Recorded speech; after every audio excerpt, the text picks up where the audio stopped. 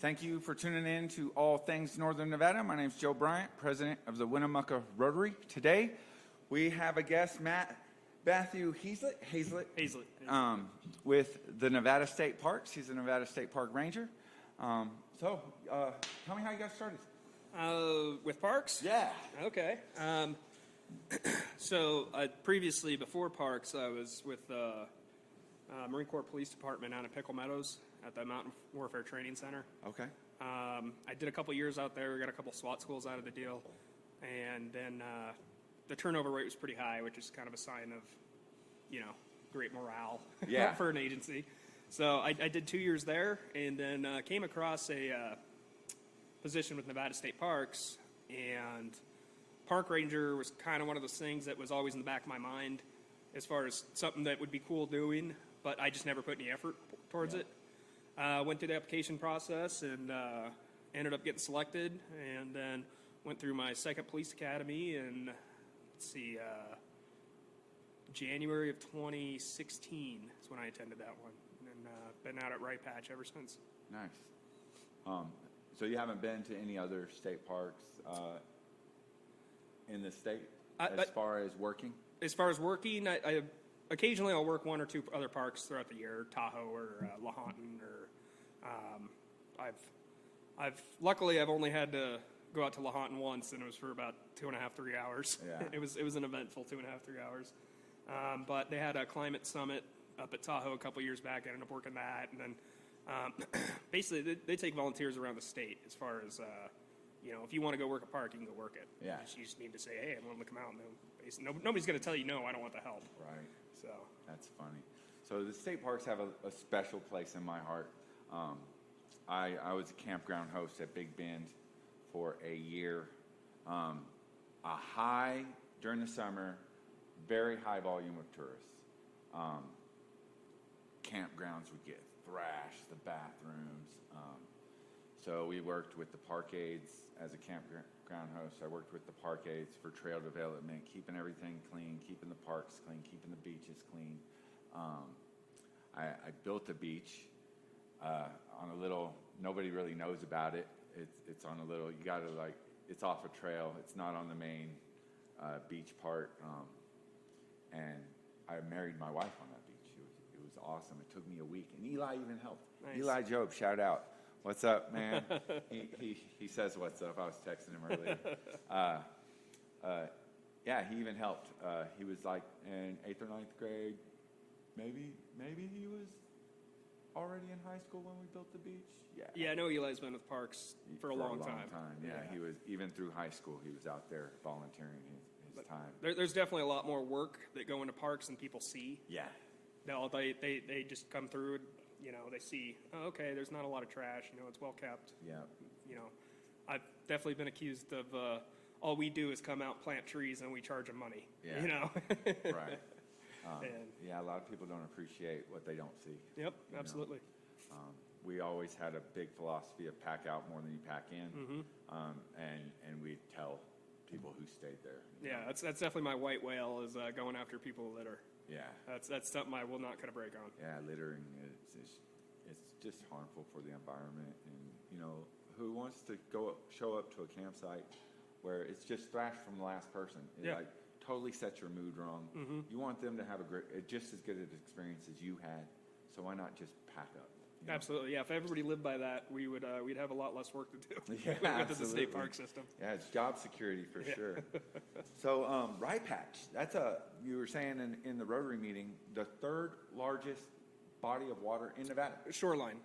With the amount of shoreline. How much shoreline is 72 miles when it's full. That's a lot of shoreline. Yep. To drive around, you drive around the whole thing, right? Yeah. That's your area. So the reservoir itself is 22 miles long when it's full.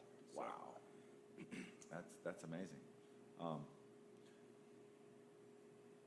You were telling us some stories. So, you were telling us some of the most extreme stories. What's the most common things you run into as a park ranger, running through the park, with that you have to deal with the attendees, I guess you would say, the visitors? The most consistent problems? Yeah. Okay, so Number one would be fee compliance. Yeah. So we got all the signage there. You come into the park, you know that there's a fee. Absolutely. It's basically an honor system. You take care of it yourself. Yeah. A certain percentage, probably 30 to 40%, that are in the park using the park don't pay their fee. So there's a couple different routes we do with that. Generally, what I do is there's a failure to pay surcharge. It's an additional $10 fee. Yeah. So if you're in the park using the park and you're not paid, unless you don't speak a word of English, I expect you to understand that you need to be paid to be in there. So I do charge the park fee, the entrance fee, or if they're camping, charge the camping fee, plus the additional $10 failure to pay surcharge. The way I sell that is I said, alternatively, you can be getting a citation, which is $355. Yeah, absolutely. So we got all the signage there. We got all the warnings. And generally, for the most part, people say, okay, yeah, I knew I needed to be paid to be in here. I just didn't because there was nobody here. Do you ever get the person that says, I just want to check it out to see if I want to stay or camp? Yeah, we get that all the time. We give them a window about 15, 20 minutes. Oh, okay. Generally, what I do is I come in and I see, okay, this vehicle's new, or this person's new. I haven't talked or checked them yet. Right. I'll give them a window from the time I see them to the time I make contact. Yeah. If they leave between that window, then they're good. Okay. If they're there once that window is over, then I make a contact, and I can pull the fee tube, which is a self-pay system, beforehand, so I can see if somebody's been paid. Right. If they do it the right way, they write down their license plate or whatever. I can verify that, and they're supposed to have a receipt in their vehicle, so I can match even if they don't write down their information, I can match the number from the envelope to the receipt number. That being said, it's pretty rare I get through a day without somebody in there who has been paid. Right. So, yeah, so I'm definitely pretty active on the, if you didn't take care of your payment, you're going to pay a little more on it. Yeah. But absolutely. that being said, there's only 2 of us there year round. Right. And what do those fees go towards? So the park fees itself. So each envelope we get or each fee that gets paid, the park itself gets $1 out of it. Okay. $1. Yeah, just $1. So the rest of the fees go to the state's general fund. And the general fund funds other agencies and. Okay. So parks as a whole basically has a quota they have to hit every year as far as fees. Okay. As an agency-wide. It's not like I have to make the specific amount of money and Lahontan has to make the specific amount of money and Tahoe needs to make the specific amount of money. Yeah. Okay. So as long as we hit that number, generally parks is pretty good. There's no, I guess, repercussions budget-wise or anything like that. So 2020 was kind of we had closures because of the lockdowns and whatnot. Right. Yeah, which as far as I know, I believe we hit it, but it was close. Right. Because Valley Fire shut down, I believe, for 2-3 months, and Valley Fire's a big one. Yeah. Okay. You as a ranger, your housing arrangement is taken care of. How far do you live from the park? I live at the park. On the park? Right next to the ranger station. It's a blessing and a curse. Yeah. So I can't complain about the rent because there is none. That being said, I live where I work. Yeah. It's 24/7, right? Yeah, my days off, especially when I have seasonal park aids on. Do you take off on your days off? Occasionally, yeah. I mean, my days off, I get called in for stuff randomly, or I'll get called into the park from the sheriff's department or for whatever issues. You earn the free housing. I'll just say that. That's funny. But it is the bonus to the position. And you're the only ranger out there? There's 2. So I have myself and then the park supervisor. Oh, and he is? He's a commission ranger as well. Okay. Yes. Okay. So that's not always the case. The supervisor's not always a commission ranger? It depends. There's a couple parks where they have supervisors that aren't commissioned. Okay. I believe Kershaw Ryan. At one point they had a supervisor that's not commissioned. I believe they're heading in the direction of getting them commissioned now, but don't quote me on that. That's a different end of the state, so I don't know everything that's going on with parks at all times. I just kind of know what's going on in my bubble. Yes. So some of the wildlife, what do you run into? We got a pretty decent turkey population down there. Turkey? Yeah. No way. Rio Grande turkeys. In the desert in Nevada. Yeah. Shush. So, Yeah, they got a pretty decent range, 5+ miles. So they're up and down the Humboldt River between the reservoir and Lovelock. So. When is turkey season In Nevada? It's coming up. Shut up. I'd have to look up specific dates, but you just blew my mind.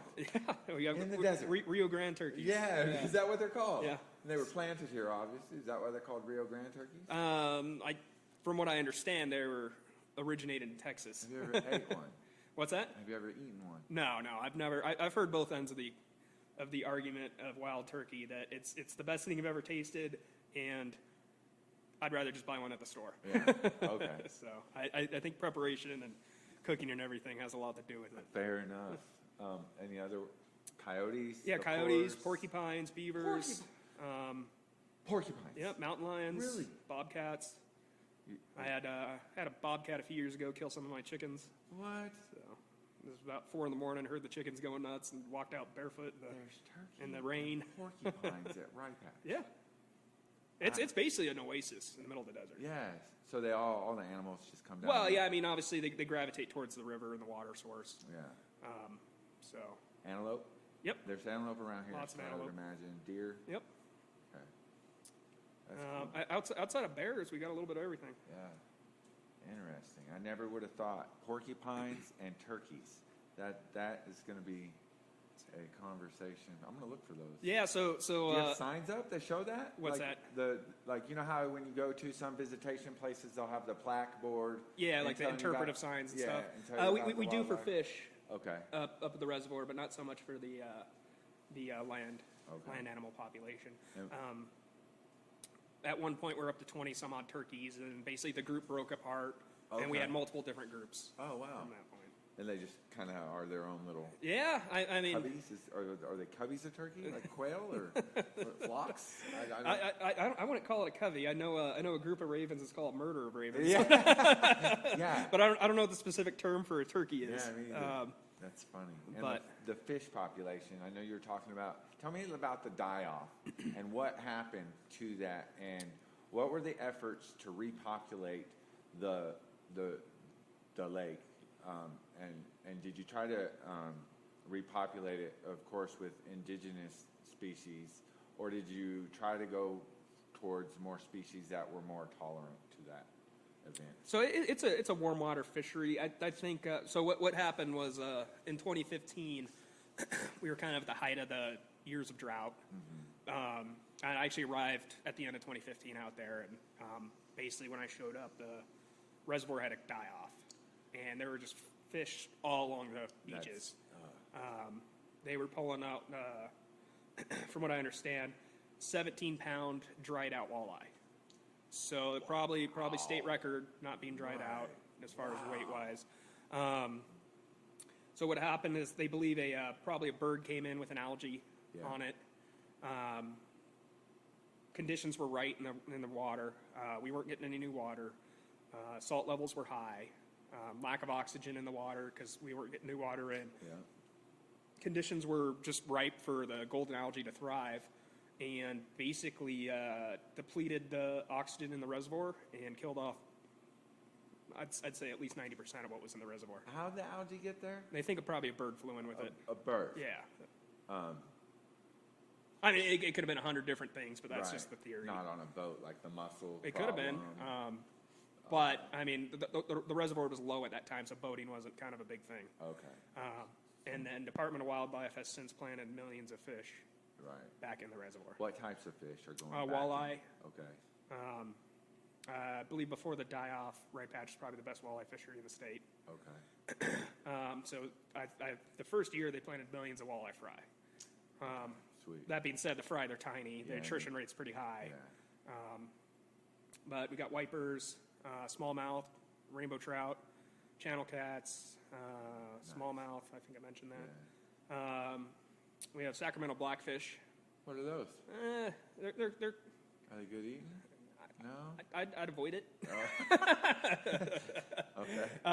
There is a commercial fishery that fishes them and then sells them to the market in San Francisco. Oh, sweet. So. What do you know about the salmon fishery that's going in? No? I've heard very little Okay. I saw an article on it once, and that was a couple Yeah. years back. That's all I've heard about it. Okay. I bet you if you talk to Zach Bowman, he'll be able to probably fill you in a little more. Oh yeah, probably, huh? So Yeah, I can't. Yeah, that'll be a good interview too. So, is there pike or a muskie? Because I know like Chimney's not too far away. Yeah, and we it don't have has any. Pike. Does it have tiger pike? muskie. Tiger muskie. Yeah. Okay. Yeah, So- and those things have teeth. Yeah. Like big teeth. Yeah, they're living torpedoes. Yeah, they're like barracudas. They're really cool looking fish though. They are. Yeah. They are. I caught one time in Pennsylvania, and I had it on a stringer, a metal stringer, and I went to the truck to get my phone, and the metal stringer that I had was like, you know, the swivels that have that little clip, that metal clip. So I had it on one of those, a big one, and it was about 14 pounds, 15 pounds. And I went up to the truck to get my camera and come back down. And he took off with it. Well, the stringer was there and the fish wasn't, and my wife was there and the fish wasn't. So I always blame my wife for letting the fish go. She's saying, yeah, and you're never gonna forget that. Yeah, yeah. She had, no, I didn't. No, I didn't. It's a funny fish story. So it's one of them things like if you don't have a picture, you didn't catch the fish. You know. Pictures there didn't happen. Yeah, that's right. Obviously, Northern Nevada gets lots of droughts,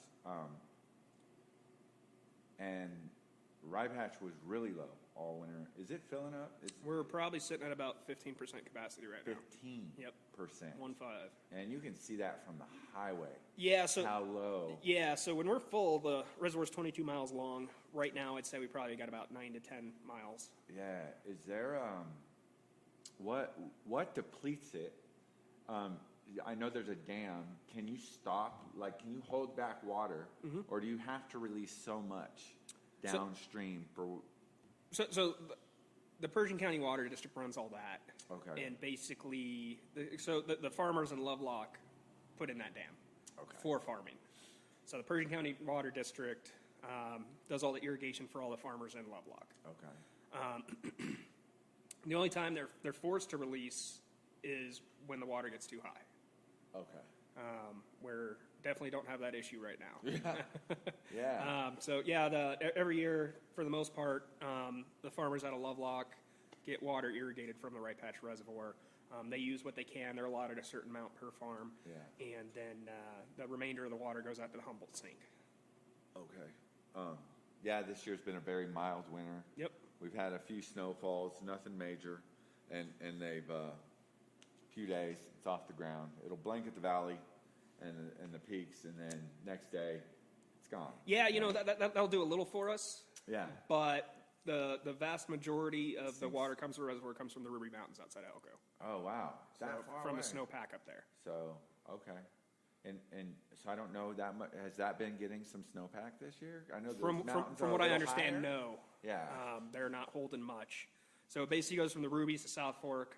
Okay. South Fork, Humboldt River, all the way to Rye Patch Reservoir, and then Rye Patch Reservoir to past Lovelock to the Humboldt Sink. That's where it ends. Yeah. Okay. Man, that's sad. Is it? So there's nothing really you can do about it, right? No, yeah, there's not. I can't leave the garden hose on. Yeah. To fill up the reservoir. Yeah, that's crazy. And how does that impact the wildlife there? Fish, it'll stress them out. Obviously, we could see another. So that golden algae's still in there. Yeah. Oh. So. And if the water gets warm enough. If the conditions are right, it'll happen again. Boom. So. And then that affects visitation and tourists. Yep. And it's just bad for the park, right? Yep. I mean, obviously, high water, we get more visitation. This is going to be my first low water year since I've been there. I got out there in 2015. Yeah. So I showed up at the end of the drought, went through police academy. By the time I got out of police academy into my first season, I think we probably had about 70% of the reservoir full. Nice. And then it's been 70% or higher up until this last year. Wow. That's crazy. So my second year, my second season, the reservoir was completely full. And it was the first time in 10-ish years Wow. that happened. So visitation just skyrocketed. Yeah. Absolutely. Boating, people are anxious. And it's the closest thing. Like, without that, you're driving from the local areas, like here in Winnemucca, Chimney, I don't even know if you can put a boat on Chimney. Yeah, Dufferina Ponds, that's 2 hours away. And then, Pyramid or... Yeah, 2 hours away. Pyramid's got all the new fees and everything too right now. And then, Lahontan's almost in the same boat we are. Yeah. Generally, if we're low on water, Lahontan's going to be low on water, but I think they're doing better than us right now. Right. Does the parks have any, you were saying a little bit about development, how they have electric vehicle charging stations now, and you can see them from I-80 a few miles away. That's pretty funny. But at least they're there. How do those work? Is that a free service that the park's providing? So right now, what they're going to do is currently what we have going on right now is you just pay the park fee and you can charge your vehicle. Wow. Okay. And I don't know how. I don't have an electric car. I don't know how the charging station. So you can.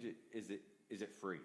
Basically, are charging stations to charge an electric vehicle everywhere else, like at a gas station when you see them? Do you just pull up and charge your vehicle? Free? I'm not quite sure because I don't have an electric vehicle either. So I can tell you what I know about ours. Yeah. So yeah, you just pay the park fee, and then as far as they're new, so they're still ironing some stuff out. Yeah. Right now, you just pay the park fee, and there's no charge for the charge itself. Oh, that's kind of cool. And there's two separate chargers, one that takes about 4 to 5 hours, and then another one that takes about 45 minutes. Oh wow, okay. And then the park itself is basically paying the electric bill for that. Yeah. So. Yeah, nice. Park development. As far as going past that, is there any plans in place for development of Rye Patch, or is we got some stuff in the works. We've been waiting on a dump station for a few years now to replace our old dump station. Okay. As far as more campsites or anything like that, we have some minor stuff. We're going to move some stage structures down to the lower campground. Do you have RV hookups there? We have three sites with electric. So. Okay. Which are all first come first serve right now. Parks is looking into a reservation system. They've been working on it for a little bit. When that comes into place, I believe how we're going to be set up is our numbered sites will be reservations, okay, as well as our 3 group reservation areas. The rest of the park, not a numbered site. You can camp on a beach or an overflow lot or an unnumbered pull through. You can camp anywhere you want in the park as long as you're not blocking or destroying vegetation. The non-numbered sites, those are all going to be first come first serve. Okay. So if you just show up, I'm going from California to Utah, and you don't have a reservation, you can camp there, it's fine. You just don't use a numbered site because somebody might have it reserved. Okay. So, but there's going to be some growing pains when that comes in too. And you have primitive campsites, and yep. I know when I was in the parks as campground host, sometimes there were fire restrictions, and some of the fire restrictions were just like, don't burn wood. Propane's fine. You still have your propane grill on, stuff like that. Is it the same up here? Yeah, I think I've had 1 year where we didn't go into fire restrictions. So since I've been here, yeah, which it's just more enforcement. It's getting called out from the sheriff's department at 11 o'clock at night or midnight because somebody decides to light a fire. Like I'll give you an example. I think it was last year. Went into fire restrictions, and like you said, no wood burning. Propane's fine. Or charcoal either. Yeah, so both charcoal and wood have embers that come off, and that's the issue. Is you don't want a gust of wind. Yeah. But a couple of years ago, gust of wind came in, took an ember about 80 feet, and lit the lower campground on fire. Yep. Luckily, we had a bunch of Washoe County deputies staying down there, and they put it out. Nice. So by the time I got down there, it was already said and done. There was nothing I could have done about it because I wasn't there. Right. But I got down there relatively quick, and it took about 20 of them to put it out. But like I was saying, so we'll generally do split shifts on weekends in the summers. We'll work the days and we come back out at night to enforce quiet hours and campfires and everything. And so yeah, I remember. Going through, I stopped at a site. They had a propane fire. I was to check and make sure it was propane. They were super nice. They're like, oh, okay, yeah, you have a good night, blah, blah, blah. When something like that happens, real quick, a fire starts, had a fire during fire restrictions, what's the repercussions to the person? Do they get cited? Yeah, so I'll cite for unlawful burning. Yeah. When we're in fire restrictions. Is that a fine? Yeah, we do $355 with all the court fees and everything. Okay. So yeah, like when I was checking on the people at the propane, we went, finished our patrol of the park, went home, come back the next morning, and the people I talked to at the propane, they said, as soon as you guys left, this group lit a giant bonfire. Yeah. Because they knew you guys were pretty much done for the night. Yeah. So I was like, oh, okay, great. Are you willing to sign a ticket? And she said, yeah, I'll sign a ticket. I said, great, because it was a misdemeanor not committed in my presence. Right. So basically, it's a third-party citation. Okay. So I'm issuing it. She signs it. If they go to court, we all go to court together, and then she gives her version, and then he basically has. If they do go to court, their tickets rarely go to court though. Okay. So yeah, I went over, issued the citation, and they were big fans of me. Yeah, obviously. There's been a big fan push of law enforcement, defund the police, all that. How has that affected you personally as being a park ranger? I know park rangers have full authority to arrest anybody, give tickets. You are an officer of the law. Little different from big city cops. You're more rural. Your jurisdiction is defined. Right? You can't just go on the highway and start writing tickets Nope. for speeding. So state agency-wise, yes, because we're a state agency. Oh, okay. Per policy-wise, we're restricted to jurisdiction within the parks. That being said, if I'm on the highway and I'm working, Right. Say I'm driving to Winnemucca. And there's a drunk dude, and it's obvious. So generally what I'll do is I'll get on the radio. We dispatch to the sheriff's department. I said, hey, this is what I got. Do you want me to initiate a traffic stop or whatever? Yeah. And they'll tell me yes or no, or wait for a deputy, or highway patrol's on the way, just follow them type of thing. So, so I mean, as a courtesy, we basically ask permission for the sheriff's department because it is their jurisdiction. Right. Funding issues. How does it affect the rangers personally? Funding, not so much, other than state parks isn't exactly it's not a agency that is floating in money. Right. So there's a lot of kind of MacGyvering stuff. Yeah, nice. I got a paper towel roll and a toothpick. What am I going to do with this? That's cool. Law enforcement wise, I mean, we have all the basics. We don't get all the Gucci equipment. The little monitors in the passenger seat where I'm sitting there running people. I mean, drones. That'd be a great. It's in the works. No, I mean, if we can justify a reason to use it, we can basically buy it. Yeah. We have our own budget. It's you broken down into different sections, but we have a specific budget that we can use for law enforcement stuff. Sweet. So. Right on. You get a lot of support from the local community as far as Rye Patch goes, Nevada Outdoor Schools. A lot of people hold events, weddings, stuff like that. we get weddings every year. A lot of the people that come out are there every year. Yeah. What are some of the events and agencies that come out on a regular basis?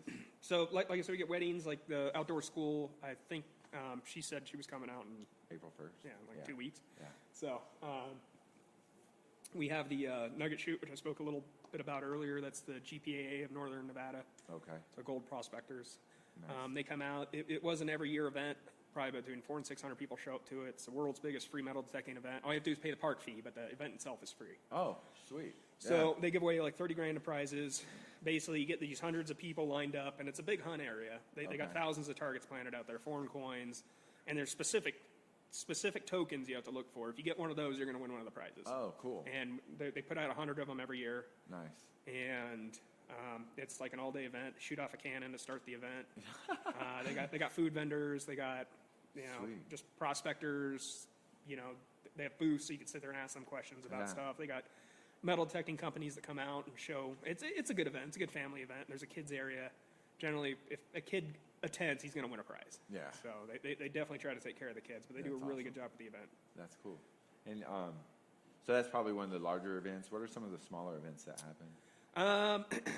So park ranger wise, interpretive stuff like for the Boy Scouts and Girl Scouts. Oh, sweet. Every year we have the Virginia City Girl Scouts. Yeah. They come out and we'll go out plaster cast, animal prints. Yeah. And Rye Patch itself is basically a giant fossil bed, so we'll go out and look at fossils. Really? Yeah. What kind of fossils are out there? There's mammoths, saber-tooth tigers, camels. Just laying there. They're on the. So when the water fills up and the water comes down, it reveals new stuff every. Okay. And do they get excavated and put into like museums? No. Or they're just left? Yeah. So What? basically, there was a mammoth out there a few years back. Mm-hmm. This couple found a tusk, and they got pretty excited. Who wouldn't be? Yeah. And I believe it was BOR, Bureau of Reclamation. They basically said leave it where it's at. Really? And you're not supposed to touch any of that stuff anyways, but Right. But yeah, we got all kinds of stuff out there. I would say it's probably on the level of the Brea Tar Pits. What is as that? far as the amount of stuff. The Brea Tar Pits down in Southern California. Okay. Basically tar pits, a bunch of mammoths, saber-tooth tiger bones. They got an interpretive center. It's kind of cool. If you ever get a chance, I'd recommend going down there. I think I've heard of it. So that's pretty cool. Like there's mammoths and saber-tooths. Any other Camels. camels? Yeah. Camels. Yeah. So They were ancient camels. normal in America. Yep. Because when you think of camel, you think of the Sahara Desert. Yeah. You know what I'm saying? Like, Yeah. that's amazing. You're blowing my mind with some of this stuff. Well, it's such a rural area. People just don't know about it. Right. It's the stuff's there. Yeah. You know. Yeah. That's cool. And it's got the California Trail that goes along the reservoir too. Absolutely. And we got all those tails. There was a supposedly back in the 1860s, or there was a little boy who got lost. It's called the Poker Brown Gap, which is just outside the park. Okay. Little boy who got lost for a few days, and he had a blue bucket with him. And by the time the settlers found him, the blue bucket was full of gold. Shut up. This is the story. Okay. The kid always. I'm just gonna keep going. Yeah. So the kid was young. I think he's about 3 or 4. He made it a couple days by himself. And Yeah. Found some gold, put it in a bucket, and the family members found him with the gold, and they spent, from what I understand, a decent amount of time looking for where he found the gold. They never found it. Yeah.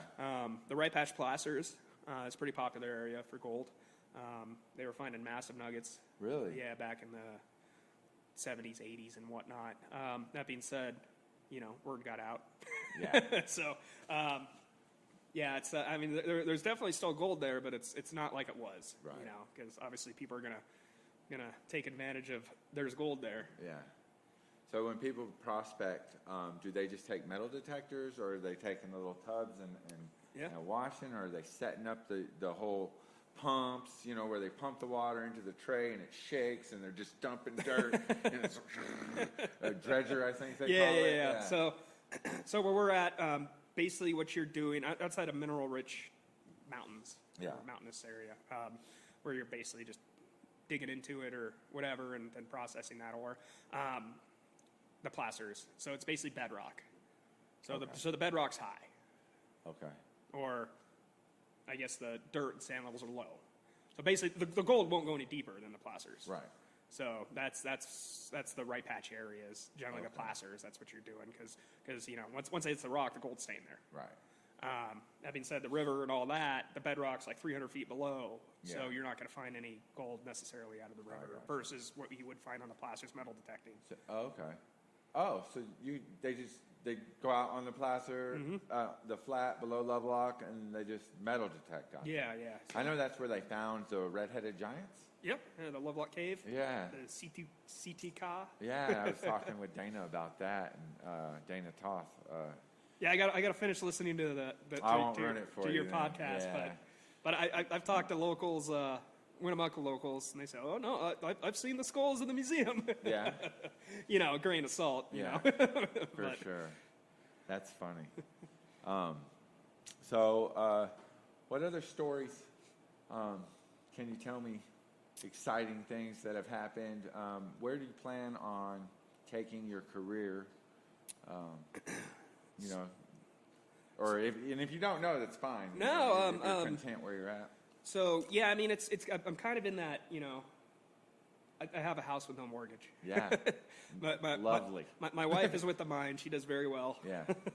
So I personally, I'd like to experience other parks, and because every park's different. Yeah. You're gonna have different crowds, different types of people. Like us versus Tahoe. Two different worlds. If we go down to Big Bend. Yep. Big Bend was a completely different ball game than what I do. Generally we're dealing with day use and campers. That's it. Yeah. Big Bend, you got all the people coming in off the river. Yeah. Like I said, went down and worked that regatta. Yeah. Which was 40,000 people floating the river. It's and it's 120 degrees I'm so out. glad that thing's over. Yeah. They tried to bring it back, but it was more of a whimper. Yeah. I think after that. And it's better as a whimper. Like Yeah.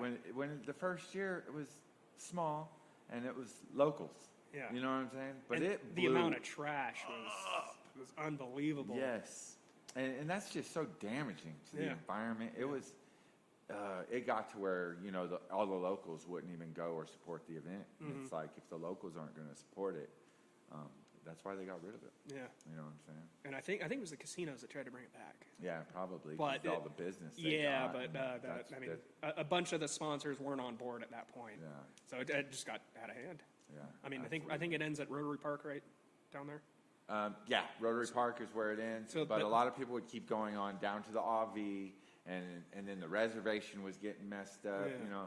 It was affecting everything downriver. I remember the year I worked it, I saw pictures of Rotary Park after the fact. It was just disgusting. Yeah, it is. It is disgusting. It's that shame on the human race type of thing. Yeah, absolutely. Like there's no excuse for that. You know what you brought. You know what you left. You know. It's kind of like Burning Man. Mm-hmm. Yeah, it's in the middle of the desert. You know what I'm saying? Yeah. Lots of people get hurt, and trash is everywhere. Everywhere. Yeah. And the cleanup effort that BLM has to do is crazy. Not to stereotype, but the people that attend Burning Man are supposed to be these environmental types, you know? And so every year, there's a group of people that go down there and they just go to the dumpsters and pull out brand new bikes because they're done with them. Yeah. They're dirty.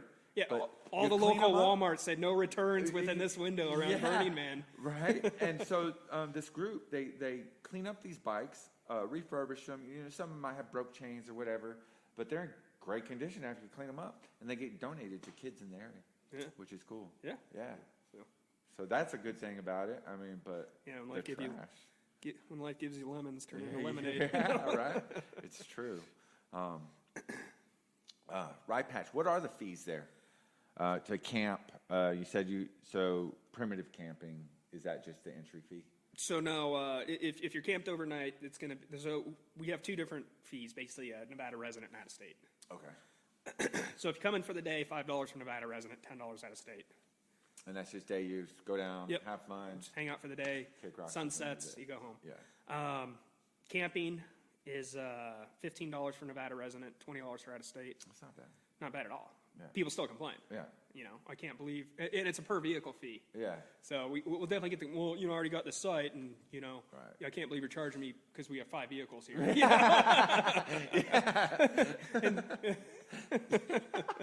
Carpool, dude.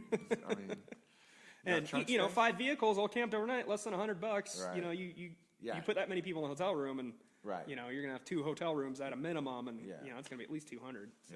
Yeah. Boating fees $10 for Nevada resident, $15 out of state, and then entrance camping boating $20 Nevada resident, $25 out of state. Nice. That's not bad at all. No, like I explained to you earlier, basically Nevada Parks charges the bare minimum to keep these parks going. Yeah. We're not in it for a profit. Right. We're in it to maintain it for people to enjoy. Yeah. That's the good thing about it. There's only a handful of parks that make money in the state. Nice. Rye Patch specific probably costs about 3 times more to run than it brings in on an average year. Wow. Yeah. And people don't think about that either. No, I give the they complain about the fees, and then I give that speech. This park costs more to run than it brings in. Yeah, I think I met a couple people that bought state-wide passes Some years they wouldn't even use them, but they always bought state just to support the parks. Yeah, and I mean, if you camp, I think it's 15 times a year it pays for itself. Yeah. And that's just with our fees. Other parks have different fees. Yeah. So, and then if you're disabled veteran, you're 10% disabled veteran, you get a $30 permit for the year, which is a great deal. Yeah. Senior permits, 65 and older, Nevada resident, $30 for the year. Yeah. You have to be a Nevada resident for the disabled veteran as well. Okay. So, what got you into law enforcement? I know you said in the Rotary meeting, a little bit of your history in the Army, right? Mm-hmm. You were a sniper. Yeah. So I went in the military. You don't look that old. It's my chubby cheeks, man. It just makes me look younger. You look like a young man. No, so I'll date myself real quick. So I went in the Army as an infantryman right out of high school. 9/11 happens when I'm basic. Okay. Get done with basic, go to airborne school, got to jump out of planes with my eyes closed. I was terrified. Got to my unit, went right into a course called Pre-Ranger, which is an indoctrination course for Ranger School. Yes. It was 3 weeks of no fun. I'm not in shape like I used to be, but I was skinny when I started that, and I lost like 14 pounds in 3 weeks. Wow. It's just food and sleep deprivation, and you're burning, Absolutely. a lot of calories. So I go through that. Then I did combat life service, just real basic medical course. I can give IVs. Cool. Yeah. High five. I'm cool at a party now. Yeah. Then I went to pre-sniper, which is indoctrination course for sniper school. Okay. And that's where I lucked out because the Army has the Fort Benning sniper school. That's just the regular sniper school. Okay. I got into a course called SODIC, which I'm sure it's changed. I'm not up to new Army schools and whatnot. But SODIC stands for Special Operations Target Interdiction Course. Okay. SOTIC. And each Special Forces group puts on their own course. Okay. I was just a regular infantryman. I wasn't Special Forces, but they had some openings with the group at the base I was at. So I went with first Special Forces group. Went through that. Great course. It was one of only 2 level 1 sniper schools in the military at the time. Wow. So there was SODIC and Marine Corps Scout Sniper Instructor course. Okay. Went through that. It was a great course. Awesome. Freaking learned a ton. Got to do the cool stuff you do in movies. Yeah. Crawling through the weeds and whatnot. With a ghillie suit? Yeah. Oh, that's so cool. Except I'm freaking sweating in places I've never sweated before. So then I went to a Ranger school, which was the only school I ended up passing in the military. I'm still a little butthurt about it, but it was my fault. My sister went to Ranger school and What? passed. Yes. What? Yeah, my sister was in the Army. Her husband's a lieutenant, or retired as a lieutenant colonel. His name's Thomas Kurtz. He took so many tours. I don't even know. I didn't see him he was gone years and years. He'd come back, be home a couple months, boom, right back out there. During all that Afghanistan, Bosnia. He was in Bosnia, Afghanistan, Iraq. You know what I'm saying? Like, he had a long career. He retired as a lieutenant colonel. Now lives in Kansas. He's a great man. He would, in Alaska, he would wake up, break trail cross-country skiing, like, 10, 15 miles to work. And then cross-country ski his trail. That's some commitment. Home. After he got home in the winter, he would hit the treadmill for a couple hours, and all you would hear in the basement is... This guy was just a machine. I'm like, holy, it's Jason Bourne, right? Dude, animal. In the summertime, he'd hop on his, what are those bikes that, like, Lance Armstrong, they're the skinny bikes. The Tour de France stuff? Yeah, the Tour de France stuff. He would do that, 30 miles plus. Like, man. I'm like, man, he was a legit animal. Man. When I pictured him going to these places, I pictured him carrying someone straight out of the movies, shooting people, running down the hill or up the hill, like just, I couldn't believe it. So my sister married this, I don't even know what to call him, this machine. Yes. And she passed. Optimus Prime. Yeah, she passed Ranger school. And when did she go through? I had to be, she hasn't. It was in the 90s. So women weren't allowed to go to Ranger school until recent. How recent? 2016, 2017. Maybe she didn't. So Maybe, so maybe so I'm so mistaken. so then. so the It was first two to something pass. like Ranger School. So the then. first two to pass Or she were went under with Obama Rangers administration. So I think 2014, somewhere. 2015. She was telling me about it. Maybe okay. So maybe she didn't go to Ranger School. Maybe she went with Rangers and did some training. Oh, okay. So I can be like a million different things. You know. I don't know. So but no. yeah, her husband's an animal. And right now she owns a chiropractic. Nice. In Kansas City. Yeah. Cool. They told me. No, definitely got some great experiences out of it. Yeah. Yeah, like I said, I went to Ranger School and it passed. I'm still a little buttered about it. Yeah. That's funny. Which is funny. One of my seasonal staff, he's going to come out to work for us this year. He was an Army Ranger. Oh. And I always give the test. Somebody's like, "Oh, I'm an Army Ranger." I said, "Oh, okay, cool. What's a Ranger creed?" I said, you keep your socks dry? And they're like, no, you're full of it. Keep your socks dry. Okay. And you're like, no, it's recognizing the fact I volunteered as a Ranger, full knowing the hazards of my chosen profession, blah, blah. It's like 6 paragraphs. Okay. So. Sweet. And anyway, so didn't recycle in Ranger School because I was deploying. So went to Mosul, Iraq, 2004, 2005. For the Battle of Mosul in 2004. I was freaking nuts. It was So my brother-in-law would have been a captain at that point. Yeah. Yeah, so I was 2005. I was still in Alaska. He was a captain. Was he in Alaska? Yeah, we were. So the at unit Fort, that relieved us came from Alaska. So yeah, we were at Fort Wainwright. Yep. That's the unit that relieved us. Yeah. So the he had Strikers? command. Were they in Strikers? He was in infantry or artillery. Oh, okay. So he had command. Oh, because the Striker Brigade from Alaska came up and relieved us. The Striker Brigade. I remember the training they did. The Strikers are cool with all the armor. They're awesome, man. Yeah. I mean, a lot of guys owe their lives to Strikers being able to take an IED. Yeah. And they got those bird cages on the outside. Yeah. It was basically just. It's a buffer system. Well, for RPGs, yeah. Yeah. So they want the RPG to explode before it actually hits the vehicle. Yeah. So which absolutely. worked. Yeah. So it's like I said, the time I was there, he was always getting deployed. He had command for a while, and I never heard stories. He didn't talk about his deployment, but he's an awesome guy. Yeah. Yeah, I always respected everything he did. Yeah, Captain Hindsight. I wish I stayed in. Yeah. But they ran us into the ground pretty hard when we were over in Iraq. Oh, man. I mean, just the operation tempo was super high. I mean, Yeah. a slow day would be 3-4 hour patrols a day. Wow. And it's basically we're driving around until somebody shoots at us to make contact. And then, but 3 to 5 nights out of the week, we're doing raids at night too. So Wow. tack on another 4 or 5 hours Yeah. at 1 in the morning. So That's cool. I was just ridiculously burnt out by the time I got back from Iraq. Yeah, I was like, I I'm can good. Let's go to school, do the college thing. Yeah. And it took me about 5 years after that to start missing it. Okay. But So after the Army, was it tough? Like PTSD wise? no, not necessarily. upset? I have a slightly more of a temper than I used to beforehand, but I think that's just dealing with people. Right. I mean, everybody handles it differently, though. And then what made you decide after you got out to pursue law enforcement? So my dad, he was a commander of a Palm Springs Police Department down in Southern California, and kind of grew up in that. And just the natural progression. So my dad, he was an infantry officer in the military, and I grew up watching war movies and whatnot. I said, okay, cool. Dad, what'd you do when I was in infantry? I was like, okay, cool. That's what I want to do. And everybody does the. Infantry's, for the stupid ones. Be like, no, dude, that's what they make movies about. Yeah.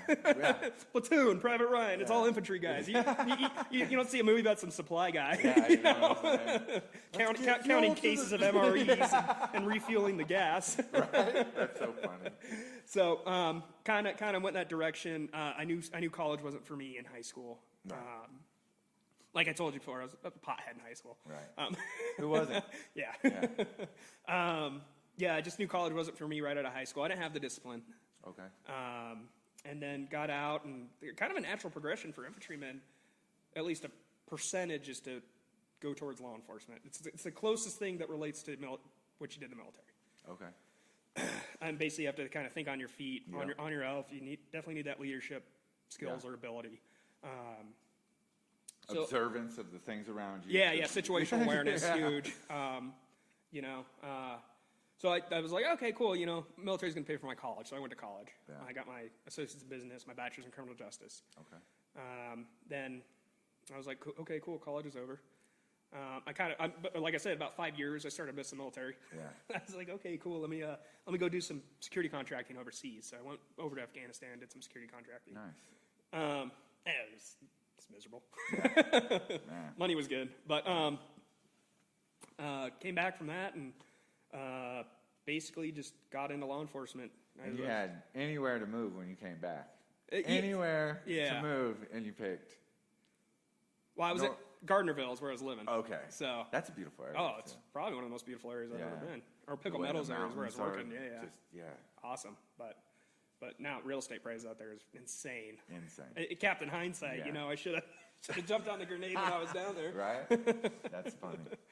But like I said, I got on with DoD police and did that for a couple of years and just kind of got into parks and been with Rye Patch ever since. Okay, and did you, when you got into the parks, you were hired as a, what's the title? Ranger. Yep. And did they give you a choice of which park, or we have an opening here? It was like that. Yeah, Rye Patch had an opening, and actually Big Bend had one right after. Oh, okay. So I was going through the process of Rye Patch, and Big Bend opened up. I ended up going to the police academy. Is that because Steve left? That was Alex Knack. Did you know him? I did not. He since Sounds jumped over familiar. He since jumped over to Highway Patrol. Now he's a fire marshal. Okay. Shout out to Steve Miklas, by the way, another ranger from Nevada State Parks. And Alex, you too, if you're hearing this. Eli Job. Yeah, all of them. Start name dropping. Yeah, for real. That's funny. So I went to the police academy with him, and basically we got out in May, and right around the corner was Memorial Day, which is kind of the unofficial start of the season. Okay. So those summer holidays get nuts. Yeah, they do. I mean, we'll have upwards all the way to Labor Day, right? Yeah. Yep. So Memorial, 4th of July, Labor Day. Those are the three major. Yeah. If you make it past Labor Day, you're generally pretty good. Yeah. The school starts, so the kids are out, and the recreational people kind of. Campers and whatnot, they dwindle away. Yeah, and then we have hunters come in, and hunters generally aren't too much of an issue, right? Other than trying to hunt turkeys in the park. And no, don't do that. So there's no hunting in the park. Not in the park, no. Is there defined boundaries? Do you know where the boundaries are? I do. Right. So like a hunter's out there, he's like, oh, there's the line. There's no line. Yeah, right? A lot of them have these GPS apps that tell them where they can and can't hunt. Okay. So generally, when Pershing County gives out their turkey tags. We'll get a phone call from almost every turkey tag in Pershing County. Hey, can I come down there and schwack your turkeys? Yeah. And be like, I'm gonna put in for turkey this year. That's so funny. I don't think the retired couple that's down there in their RV is gonna appreciate the shotgun blast right next to their campsite. Feathers. And I hunt too. I don't hunt a lot, but I do hunt. I'm not opposed to hunting whatsoever, but I am relatively protective over turkeys. Right. But once they go down the river, it's not my problem. Right. How many boat ramps does Rye Patch have? And the only place I know where the main gate is off the highway, where that gas station is, I don't know what exit that is. 129. But can't you get off on Imlay and take some back roads to the backside of Rye Patch? So there was an original dam built Pitt Taylor. Okay. So you get off on the Humboldt exit, which is the 138, I believe. Okay. You get off on the Humboldt exit, and that basically takes you to the northern and that's still part of your area? So we used to own the entire thing back in the 2008 recession. Okay. Parks didn't have the funding to manage it, so they gave it up to the county. Okay. So now the county owns it. There's a boat dock up at Pitt Taylor as well. Okay. There's no water there right now. But, go park your boat. And then right now, because we're low on water, our boat dock at the dam, the Rye Patch Dam, is out of the water. Wow. We have basically some makeshift landing pads, some metal pads on the beach. So technically right now, you can put a boat on it. Are you probably going to hit some sandbars and stuff? You probably got to watch out. So the further up reservoir you go, the shallower it's going to get. Yeah. How deep do you think it is right now? Right now, probably the deepest. Could you cast across it with a fishing pole? No. So there's some water. Yeah, it's probably about 150, 175 yards across right now. Okay. But I can cast pretty far. Yeah. But I mean, so yeah, when we're full, we have up to close to 200,000 acre feet. Wow. This last year, I believe they brought it down to 3,000 acre feet. Yeah. So, and then we've come up a bit with what we've had winter-wise, but it's not what's needed to fill. Super dry winter. And going into winter, people thought it was going to be a bad winter, and we were going to get a bunch of snowpack, and no, it just didn't work out that way. I think this winter has been very mild, but we had 1 week where it got cold, below 20s. Yeah, it was like right around New Year's. Yeah, we had that Christmas and a New week Year's. of cold streak. Yeah, and that was it. And then we've had a couple mild dustings since, but that's about it. But like I said, the Ruby Mountains is where this fills up. Yeah. Okay. Sweet. We've covered local events. Trying to think if I'm missing any subject matter about the parks.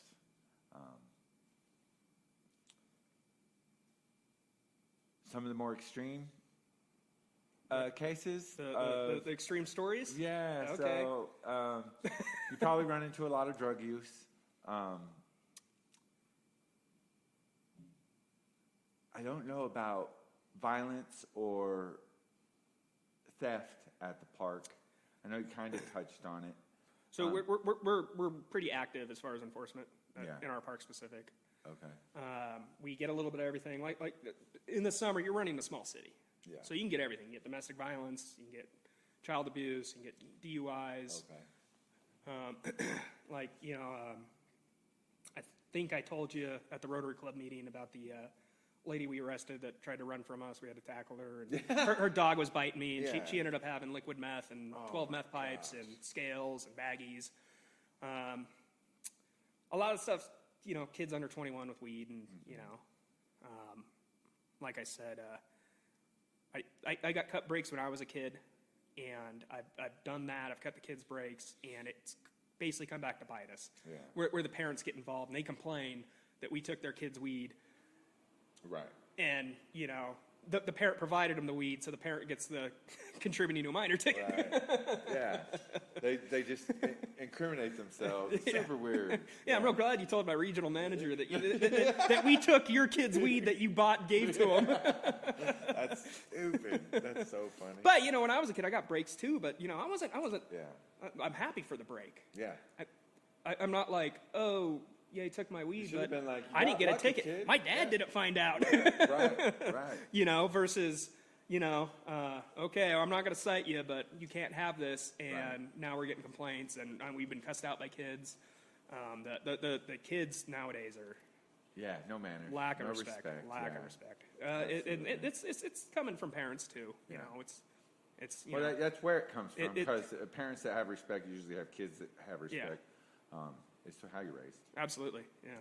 So the vast majority of people we deal with are good. The handful.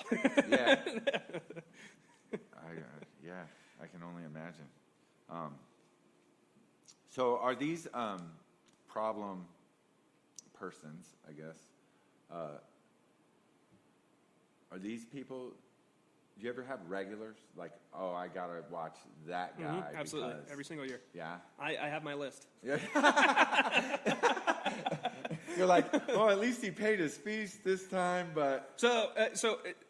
My kind of theory as far as dealing with people, as far as the parks, and everybody works different. Yeah. Everybody's different personality type. Everybody,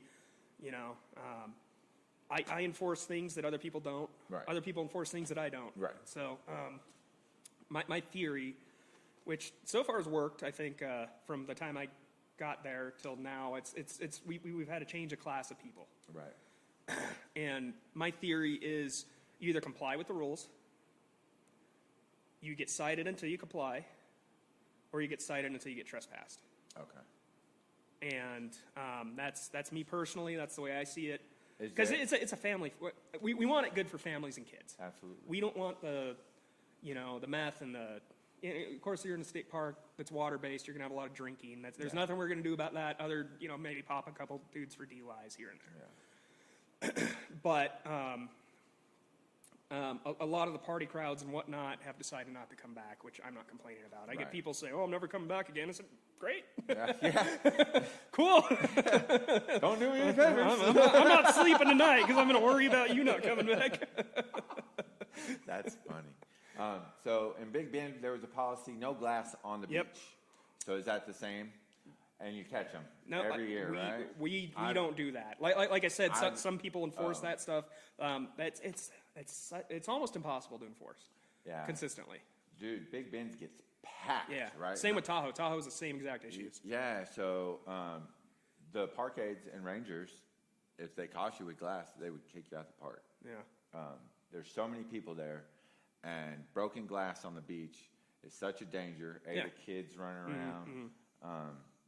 They no tolerance. It was all, give me all your glass or you're leaving. Yeah.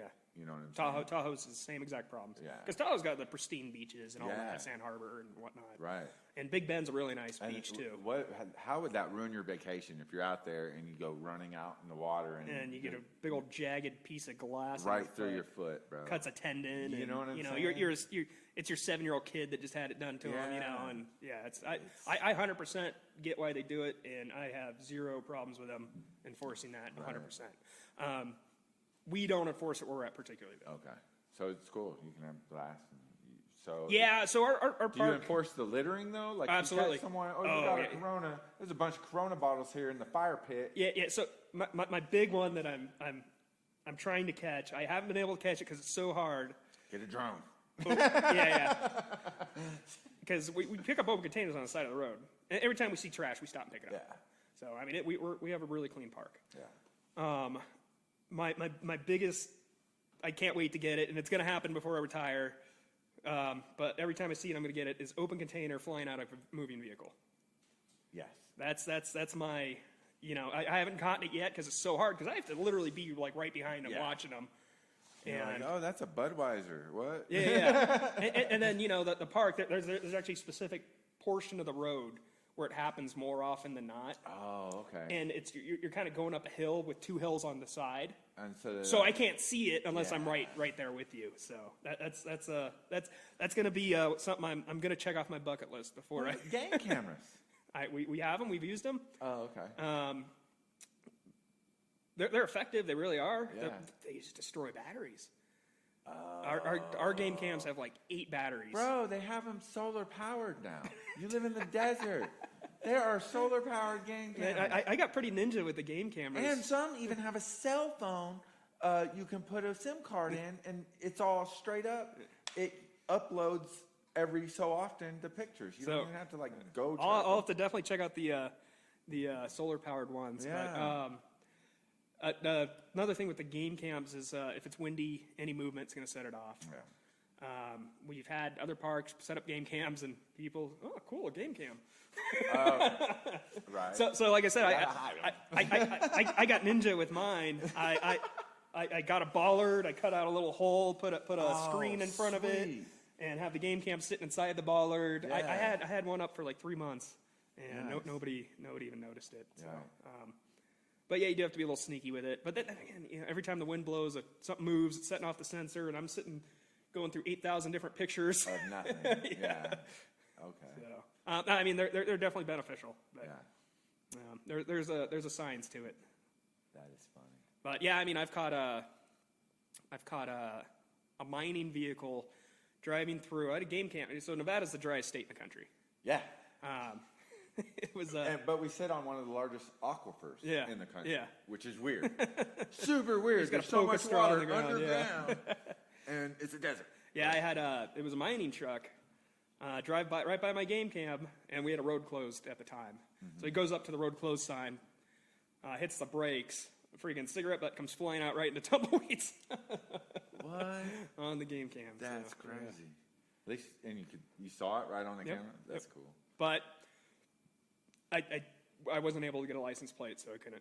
Right. Wasn't able to, because it's $640 just for throwing a cigarette butt out of the car. Wow.